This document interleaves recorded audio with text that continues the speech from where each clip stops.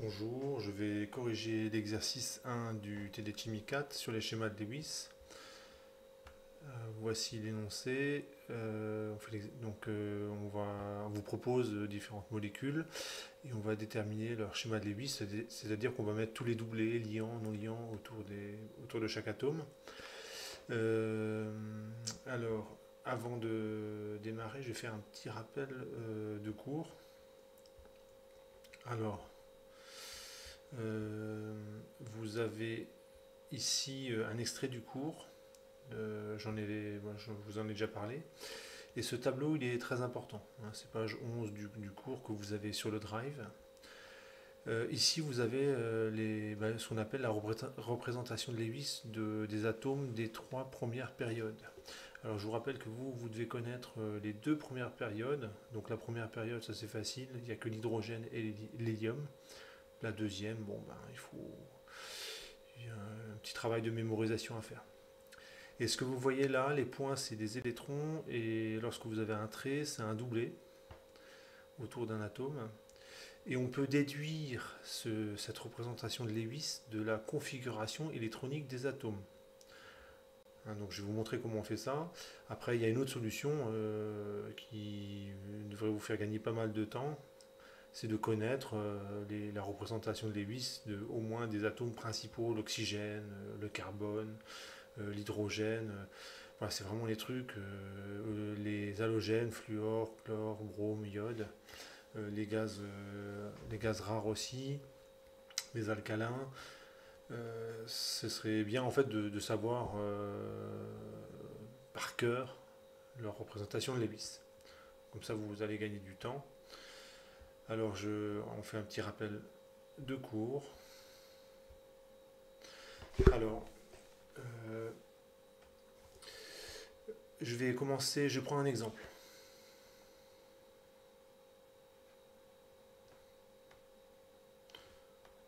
Je prends le carbone et son Z, le Z ça vaut 6.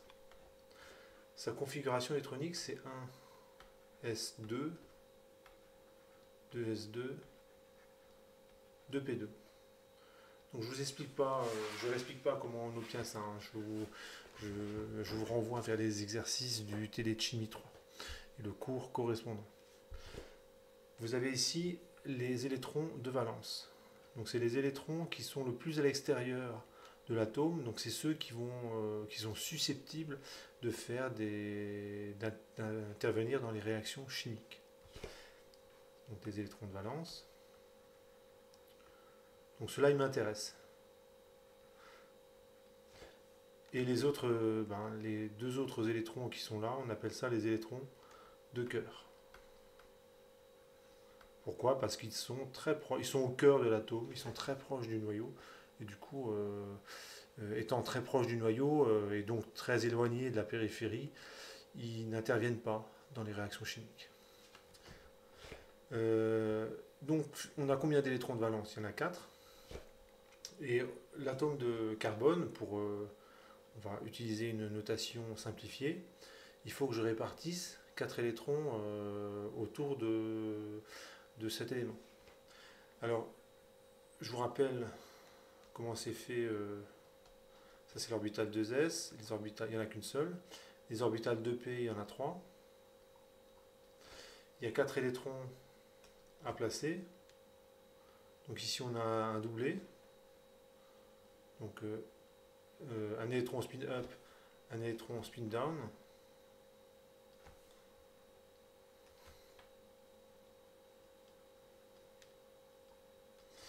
Et les deux autres électrons, d'après la règle de Hund, occupent un maximum d'orbital atomique avant de s'apparier. Donc ça donne ça. Ça, c'est les orbitales 2p. Là, ce que je viens d'écrire, c'est la configuration, enfin, c'est l'atome dans son état fondamental.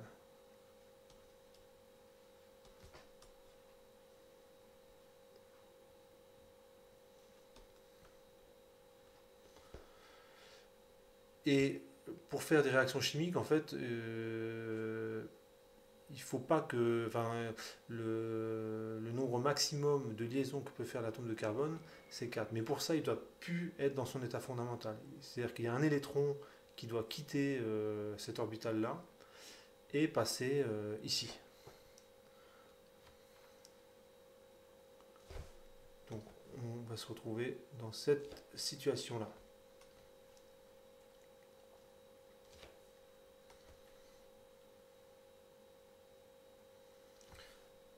Donc là, c'est l'atome de carbone qui n'est plus dans son état fondamental, mais dans cet état-là, il peut faire 4 liaisons chimiques. Pourquoi? Parce qu'en fait, il y a de la place là.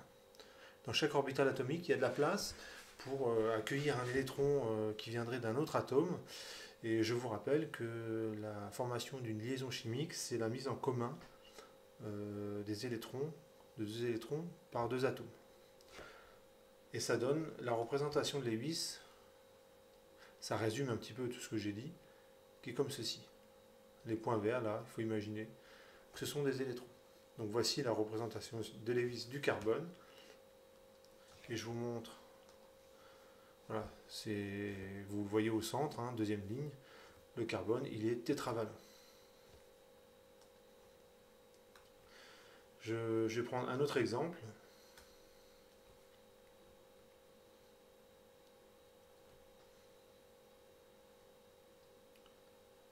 Donc l'exemple...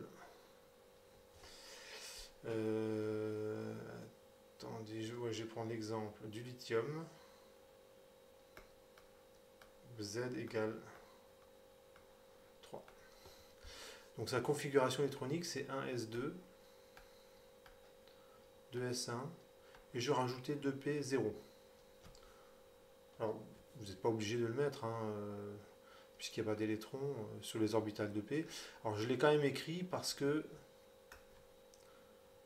donc en jaune, là, ce que j'entoure, c'est les électrons de cœur, et évidemment en rouge, hein, je prends les mêmes notations, c'est les électrons de valence. Ça veut dire qu'il y a des orbitales qui sont accessibles, qui peuvent être occupées par des électrons, mais elles ne le sont pas. Donc ça c'est important quand même, c'est comme une maison vide, quoi. Hein, elle est habitable, on peut y aller, elle existe. Et donc le lithium, son schéma de Lewis, il est comme ceci. Mais il faudrait que je rajoute, en fait, les 3 orbitales P vacantes, en fait ce sont des cases vides. On appelle ça des lacunes électroniques. Des électrons peuvent venir former des liaisons, hein, grâce à ces orbitales atomiques qui sont vides. Alors l'usage, voilà, on ne le représente pas, mais il faut le savoir. C'est possible. Je prends un dernier exemple, c'est celui de l'hydrogène.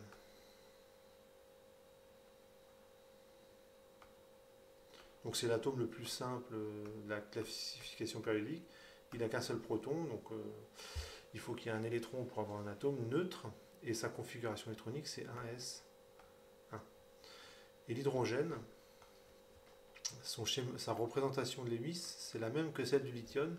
Il y a quand même une différence, c'est que dans le cas de l'hydrogène, il n'y a pas d'orbital atomique disponibles, qui sont proches en énergie et qui sont disponibles pour accueillir des électrons.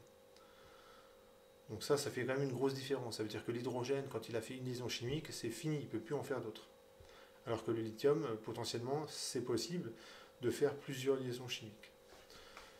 Voilà, donc et ça,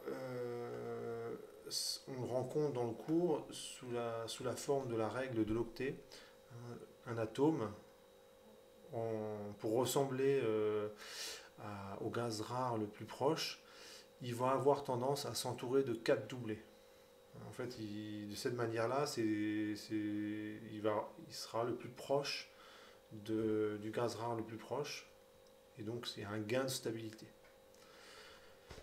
Et on parle de règle de l'octet, pourquoi? Ça fait 8 électrons, un octet, 4 doublés, 8 électrons, 4 doublés, alors que pour l'hydrogène, lui, au maximum, c'est 2 électrons. Donc on parlera de règle du Duhet. Donc ça, il faut juste faire attention. Règle du Duhet. Règle de l'octet.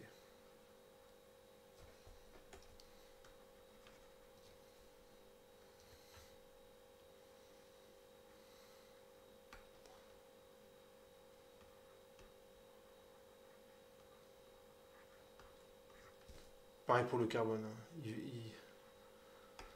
Règle de l'octet.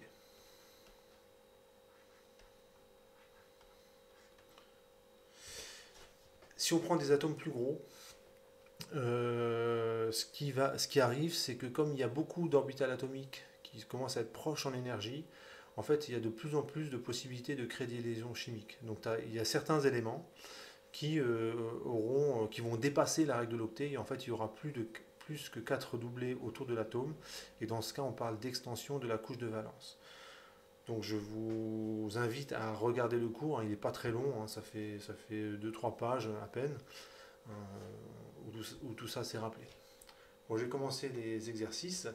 Alors c'est pas votre programme, mais de temps en temps je vous indiquerai la géométrie de la molécule qu'on aura trouvée. Hein, mais c'est pas à votre programme.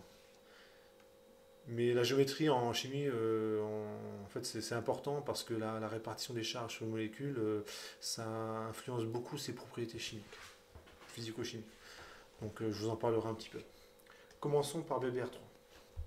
Donc le bord, son schéma de Lewis, c'est celui-là. Donc il y a deux options. Soit on vous donne le numéro atomique de l'élément, et dans ce cas, c'est à vous de trouver le nombre d'électrons de valence, 3. Il y a une autre option, c'est de bien connaître ce tableau.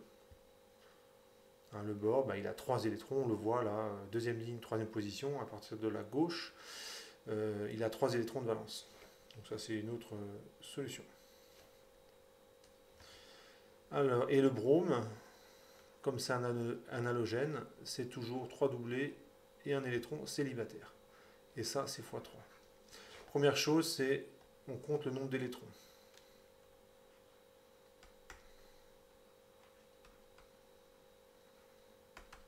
Donc là, ici, c'est 7 électrons x 3, 21, plus 3, 24.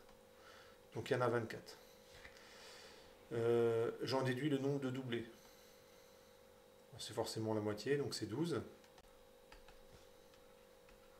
Donc il faut que je trace 12 traits. Alors, on peut prendre ça un petit peu comme un jeu, hein. Vous avez 12 traits à tracer, dont au moins 3 pour relier le bord aux 3 bromes. Et puis après, il faudra compléter, rajouter jusqu'à en avoir 12. Donc vous avez ceci, le bord, il est au milieu. Alors je dis que le bord est au milieu, mais en fait, il faut essayer. Hein, vous pouvez mettre un brome au milieu si vous voulez, mais vous allez vous rendre compte que si vous faites ça, vous n'aurez pas un maximum d'atomes qui vérifient la règle de l'octet. Donc c'est bien de mettre le bord au milieu. Le brome, voilà, il y a 3 doublés. Et normalement, quand vous les comptez tous, il y en a 12. Et là, on peut regarder, il faut qu'un maximum d'atomes vérifie la règle de l'octet. Donc je répète, il faut qu'il y ait un maximum d'atomes qui vérifient la règle de l'octet. C'est-à-dire qu'il y ait 4 doublés autour de chaque atome. On regarde l'atome de brome. Ici, il y a 3 doublés non liants qui sont autour de l'atome et un doublé liant qui est vers le bord, entre le bord et le brome. Donc pour ce brome-là, c'est bon. Il vérifie la règle de l'octet.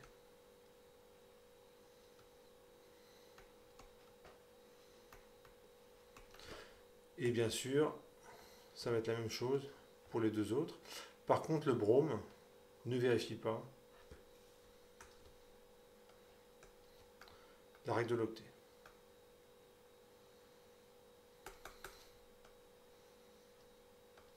Donc ça, ça a tendance à déstabiliser la molécule. Lorsqu'un atome s'entoure de 4 doublés, il y a un gain de stabilité, et lorsque ce n'est pas le cas, vous n'avez pas le gain de stabilité. Alors, je vais représenter une lacune électronique. En fait, c'est une orbitale atomique qui est vacante et qui peut recevoir des électrons. Et ça évidemment, ça va impacter les propriétés chimiques de cette molécule. Hein, le fait de pouvoir recevoir un doublet électronique d'une autre molécule, ça va modifier, ça va impacter la réactivité de cette molécule. Pour la géométrie, sans faire de cours, hein, il y a une méthode en fait qui permet de déterminer la géométrie d'une molécule, mais là je le fais rapidement. Si vous la regardez bien, les électrons qui sont là, des doublets liants, ils ont tendance à se repousser les uns les autres. Hein, c'est normal, c'est des électrons. Et les électrons, qu'est-ce qu'ils font? Ils se repoussent entre eux, ils sont de même charge négative, donc ils se repoussent. Je vérifie juste un truc. Oui, c'est bon. Voilà, je disais, les électrons se repoussent. Alors, comment est-ce qu'on peut éloigner au maximum ces trois doublets, sachant qu'ils doivent, comme contrainte évidente, ils doivent être reliés à l'atome central de bord? Eh bien, la solution, elle est toute simple. La molécule, elle est plane.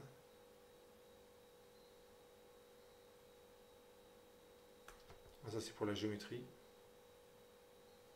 Donc, je répète, c'est pas votre programme. Mais ce que je vous raconte, c'est pas très compliqué. Vous pouvez le comprendre. Donc, le bord, il est au milieu. Et en fait, les liaisons, elles vont faire un angle de 120 degrés entre elles.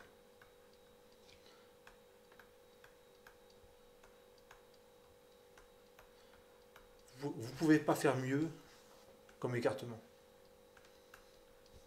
C'est comme ça que les doublés, ils vont être les doublés liants vont être les plus éloignés les uns des autres.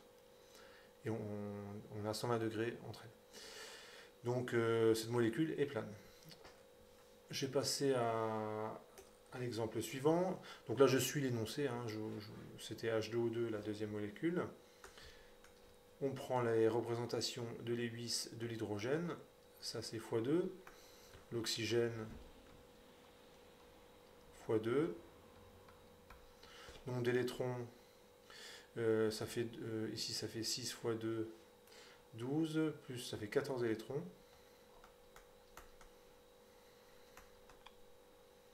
Ça veut dire 7 doublés. Vous pouvez tourner ça dans tous les sens, mais forcément, il y a ces liaisons-là au minimum. Et la liaison oxygène, elle a un nom, ça s'appelle la liaison peroxyde. C'est une liaison qui est plutôt instable. Hein, l'eau oxygénée, c'est un truc que vous avez certainement déjà rencontré. C'est utilisé pour désinfecter les plaies. Par exemple, vous avez une petite blessure, vous faites un bain d'eau oxygénée, vous mettez un peu d'eau oxygénée dans de l'eau. Et en fait, l'eau oxygénée, ce qu'elle va faire, c'est que cette liaison oxygène étant instable, elle finit par casser. Vous avez un radical libre, et le radical libre, il bouffe tout ce qui est organique. Donc, votre peau, elle résiste, et tous les micro-organismes, toutes les bactéries qui pourraient se trouver dans la plaie sont détruits, et du coup, ça désinfecte la plaie. Vous avez également ce genre de liaison pour l'atome de soufre, la liaison soufre-soufre, et c'est ça qui assure la cohésion du caoutchouc. C'est un certain Goodyear qui a trouvé un procédé, la vulcanisation, qui crée des ponts soufre-soufre entre des atomes qui se trouvent dans le caoutchouc naturel. Et quand ces ponts soufre-soufre se font, le caoutchouc il acquiert des qualités mécaniques qui sont très intéressantes. Et c'est bon, voilà, c'est pour la petite histoire. Pour la géométrie, j'ai pas fini parce qu'il me reste encore des doublés à placer. Là j'en ai placé 3, il y en a encore 4 à placer. On les place ici. On peut vérifier la règle de l'octet. L'oxygène c'est bon, il a bien 4 doublés, 2 non liants, 2 liants. Et l'hydrogène, il vérifie la règle du duet. Ça c'est la règle du duet. Et pour l'oxygène, il faut que ça vérifie la règle de l'octet. Donc là, je vous écris la solution, hein, comme ça du premier coup. Vous, quand vous faites ça pour la première fois, hein, que vous n'avez pas trop l'habitude, il faut le faire au brouillon et puis vous essayez. Hein, vous essayez les molécules, toutes les possibilités possibles pour qu'il y ait un maximum d'atomes qui vérifient la règle de l'octet ou pour l'hydrogène la règle du duet.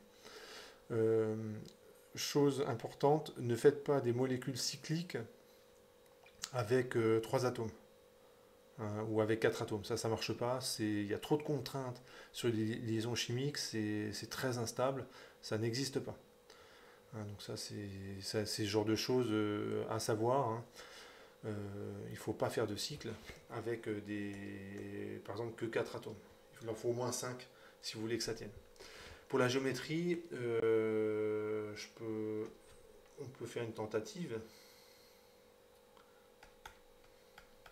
Donc je répète, c'est pas votre programme, mais voilà, vous pouvez comprendre de quoi il en retourne. L'oxygène, si vous regardez, il a 4 doublés. Donc les doublés, ils se repoussent les uns les autres, qu'ils soient liants ou non liants, ça c'est pareil.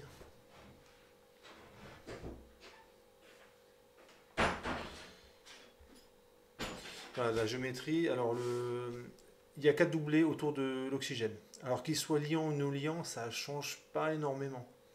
Il faut voir un doublé non liant comme une sorte de lobe, une sorte de ballon de baudruche qui contiendrait des électrons. Alors c'est très imagé ce que je raconte, donc vous faites une image de ce que c'est qu'un doublé non liant. Voilà.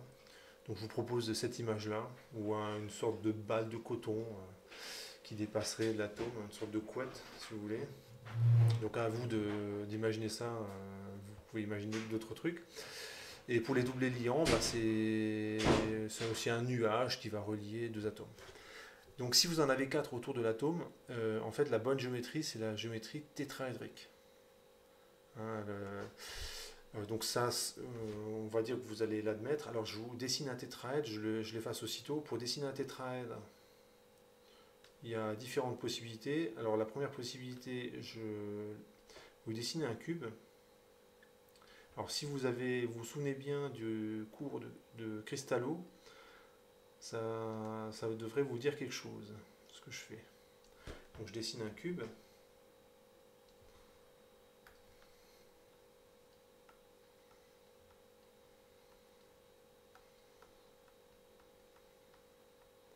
Alors pourquoi je dessine un cube? Parce qu'en fait on peut représenter un tétraèdre dans un cube. Je dessine le centre du cube ici.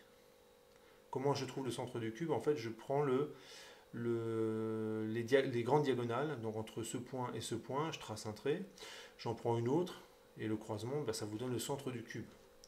Même en perspective, ça marche ça. Et je vais faire le trait,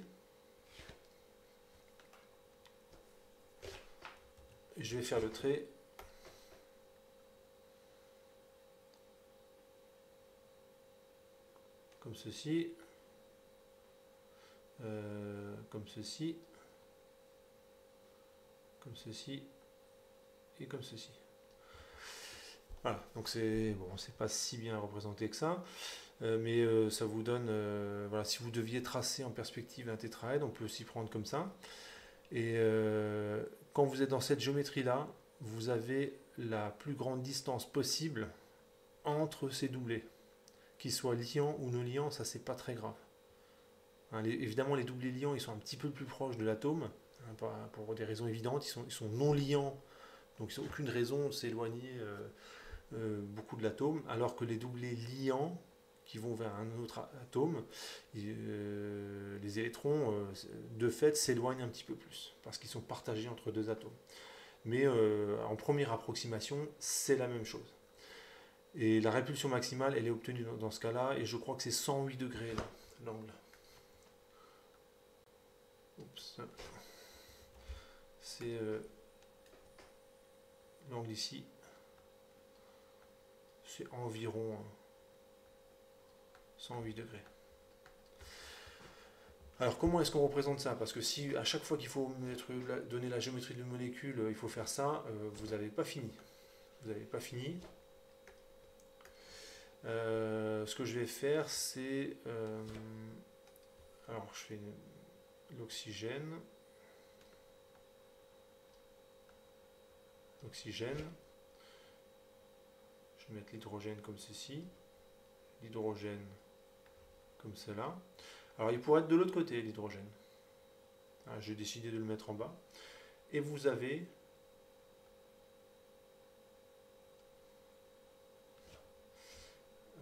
excusez-moi, là je fais...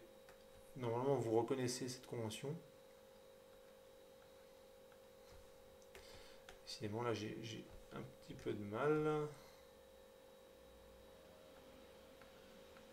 C'est mieux.